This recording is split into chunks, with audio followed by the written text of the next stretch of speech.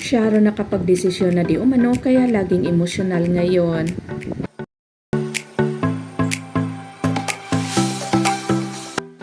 Marami ang nakarelate sa pinagdaanan ngayon ng megastar. Hindi nga naman madali mga ka-showbiz tukis ang magdesisyon kung ano ba talaga ang gagawin nito sa kanyang buhay, lalo na kung involved ang kanyang mga anak at mapapahiya ito sa publiko.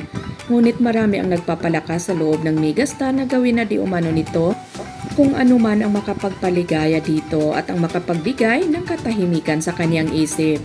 Bago pa di umano ipinost ni megastar Sharon Cunita mga ka-showbiz tukis, ang pinag-usapang post nito na dinilit din kaagad pagkatapos maging viral ay tila na pag-isipan na di umano ng megastar ang kanyang desisyon. Kahit hindi man aminin ng megastar sa publiko, kitang-kita naman di umano ang kakaibang kislap ng kanyang mga mata sa tuwing mapalapit ito kay Gabby Concepcion.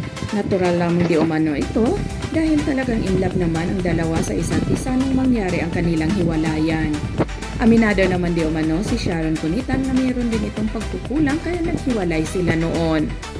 Kung binigyan lang ito ng chance si Gabby at pinatawad noon, di sana'y buo pa ang kanilang pamilya ngayon. Ngunit ganito talaga ang buhay mga ka-showbiz tukis, marami kang pagdadaanan ng mga pagsubok. Sa panig ni Miga, talagang siya lang ang makapagbigay ng solusyon sa anumang problema na kinakaharap niya ngayon.